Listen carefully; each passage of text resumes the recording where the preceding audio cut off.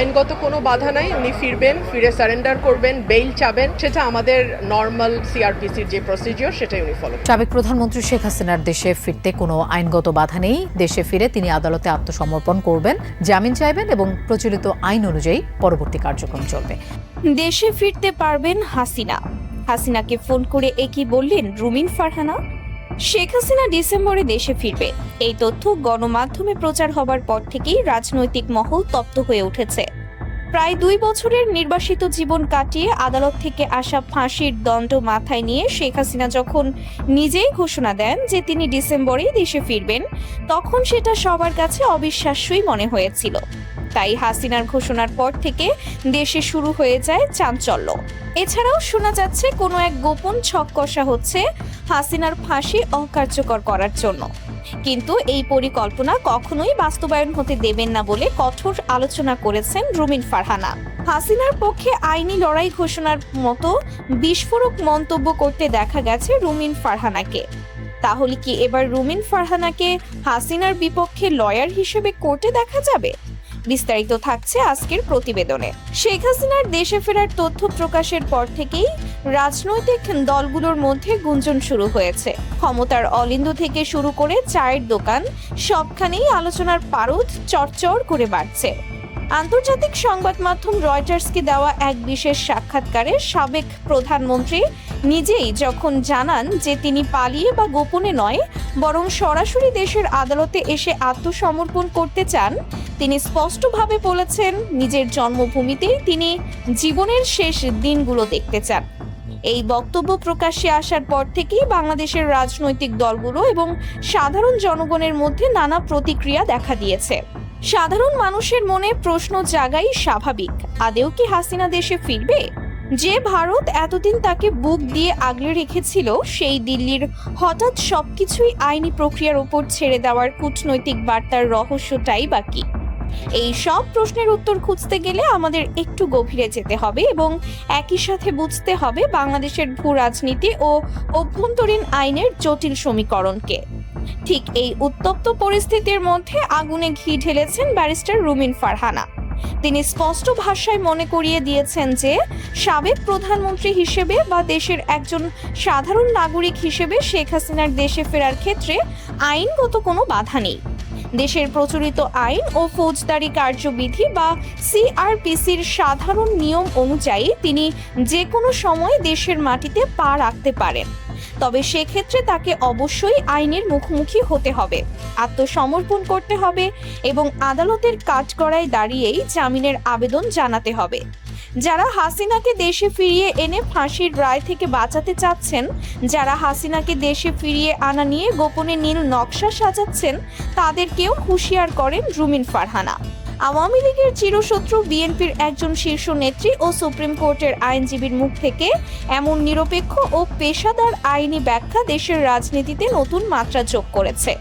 এটি যেমন একদিকে আইনের সুনির্দিষ্ট বার্তা দেয়, অন্যদিকে সাবেক প্রধানমন্ত্রীর ফেরার পথকে ঘিরে থাকা সমস্ত রাজনৈতিক ধোঁয়াশাকে আইনগতভাবে পরিষ্কার করে দেয়। রুমিন ফারহানা আরও স্পষ্ট করেছেন যে আইন অনুযায়ী উনি ফিরবেন, সারেন্ডার করবেন এবং বেইল চাইবেন, এটাই স্বাভাবিক নিয়ম। কিন্তু সত্যিই কি শেখ হাসিনার পক্ষে দেশে ফেরা এবং দেশের আদালতের মুখোমুখি হওয়া এতটা সহজ হবে? এই প্রশ্নের উত্তর খুঁজতে গেলে আমাদের ফিরে তাকাতে হবে 2024 সালের জুলাই আগস্টের সেই অভূতপূর্ব ও রক্তক্ষয়ী গণ অভ্যুত্থানের দিনগুলোতে। ছাত্র জনতার এক ঐতিহাসিক মহাবিপ্লবের মুখে ক্ষমতা ছেড়ে ভারতে আশ্রয় নিতে বাধ্য হয়েছিলেন শেখ হাসিনা। এরপর থেকে তার বিরুদ্ধে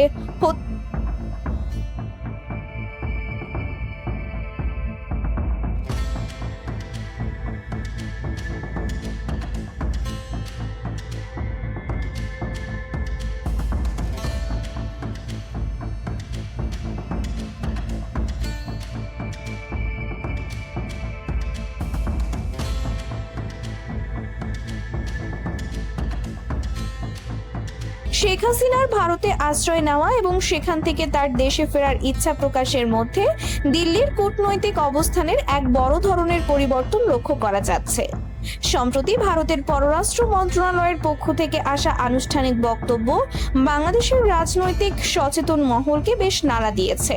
নয়াদিল্লিতে ভারতের পররাষ্ট্র মন্ত্রণালয়ের নিয়মিত সংবাদ ব্রিফিংয়ে মুখপাত্র রণধীর জয়সওয়াল অত্যন্ত কৌশলী ভাষায় স্পষ্ট করে দিয়েছেন যে শেখ হাসিনাকে বাংলাদেশে ফেরত পাঠানো এবং প্রত্যর্পণের পুরো বিষয়টি সম্পূর্ণভাবে আইনি প্রক্রিয়ার আওতাধীন। এখানে রাজনৈতিক আবেগের বা পূর্বের কোনো রাজনৈতিক বন্ধুত্বের সুযোগ নেই। দুই দেশের মধ্যে যে বন্দি বিনিময় চুক্তি বা প্রত্যর্পণ চুক্তি রয়েছে সেই আইনি কাঠামোর ভেতরে থেকেই বিষয়টি নিষ্পত্তি করা হচ্ছে। ভারতের এই সর্বশেষ বক্তব্য থেকে স্পষ্ট বোঝা যায় যে নয়াদিল্লি এখন আর শেখ হাসিনাকে নিয়ে কোনো ধরনের রাজনৈতিক ঝুঁকি বা আন্তর্জাতিক বিতর্ক নিজের কাঁধে নিতে চাইছে না। নিজেদের ভূ রাজনৈতিক স্বার্থ এবং বাংলাদেশের বর্তমান পরিস্থিতি বিবেচনা করেই দিল্লি এখন আইনের দোহাই দিয়ে কিছুটা দূরত্ব বজায় রাখার চেষ্টা করছে। ভারতের এই অবস্থান পরিবর্তন বাংলাদেশের নতুন রাজনৈতিক বাস্তবতার সাথে গভীরভাবে সম্পর্কযুক্ত। জুলাই অভ্যুত্থানের পর বাংলাদেশে যে নতুন রাজনৈতিক মেরুকরণ তৈরি হয়েছে তার সাথে তাল মিলিয়ে চলাই এখন দিল্লির প্রধান লক্ষ্য। একই ব্রিফিংয়ে বাংলাদেশে ভারতের উন্নয়ন সহযোগিতা নিয়েও কথা বলেছে নয়াদিল্লি। ভারতীয় মুখপাত্র রণধীর জয়সওয়াল জানিয়েছেন যে দুই দেশের উন্নয়নমূলক সহযোগিতা পারস্পরিক আলোচনার ভিত্তিতেই পরিচালিত হয় এবং সেই সহযোগিতার ধারাবাহিকতা বজায় থাকবে। এর অর্থ হলো ভারত সরকার বাংলাদেশের ভেতরের রাজনৈতিক নেতৃত্বের পরিবর্তনকে মেনে নিয়ে নিজেদের দ্বিপাক্ষিক ও বাণিজ্যিক স্বার্থ সুরক্ষাকেই সবচেয়ে বেশি প্রাধান্য দিচ্ছে। তারা স্পষ্ট করতে চাইছে যে কোনো নির্দিষ্ট ব্যক্তি বা দলের চেয়ে বাংলাদেশের সাথে সামগ্রিক রাষ্ট্রীয় সম্পর্ক টিকিয়ে রাখাই ভারতের প্রধান লক্ষ্য। বাংলাদেশের অভ্যন্তরীণ রাজনীতির দিকে তাকালে দেখা যায় বর্তমান পরিস্থিতি অত্যন্ত সংবেদনশীল। ক্ষমতার পালা বদলের পর দেশে যখন নতুন করে নির্বাচন ও সংস্কারের আলাপ চলছে তখন সাবেক প্রধানমন্ত্রীর দেশে ফেরার ঘোষণা রাজনৈতিক দলগুলোর মধ্যে নতুন সমীকরণ তৈরি করছে। দেশের অন্যতম বড় দল বিএনপির জন্য এটি একদিকে যেমন বিচার নিশ্চিত করার সুবর্ণ সুযোগ, অন্যদিকে রাজপথে বড় ধরনের বিশৃঙ্খলা এড়ানোও তাদের জন্য নতুন চ্যালেঞ্জ। ব্যারিস্টার রুমিন ফারহানার মতো দায়িত্বশীল নেতারা যখন আইনগত বিষয়টিকে সামনে এনে শেখ হাসিনাকে স্বাগত জানাচ্ছেন এবং আইনের মুখোমুখি হতে বলেছেন তখন তা দলটির রাজনৈতিক পরিপক্কতাকেই প্রকাশ করে। প্রতিশোধের রাজনীতি নয় বরং আইনি প্রক্রিয়ার মাধ্যমেই বিগত সরকারের সমস্ত অপরাধের বিচার নিশ্চিত করতে চায় নতুন বাংলাদেশ। এছাড়া বর্তমান সরকার হাসিনার শাস্তি কার্যকর করে ফাঁসি দেন কিনা তা দেখার জন্য অধীর আগ্রহে অপেক্ষা করছে দেশের কোটি কোটি মানুষ। তবে এ কথা নিশ্চিতভাবেই বলা যায় আইনের শাসন ও ন্যায়ের লড়াইয়ে বাংলাদেশ এক নতুন অধ্যায়ের মুখোমুখি হতে যাচ্ছে, যেখানে রাজনীতির ঊর্ধ্বে উঠে আইন নিজের গতিতেই চলবে।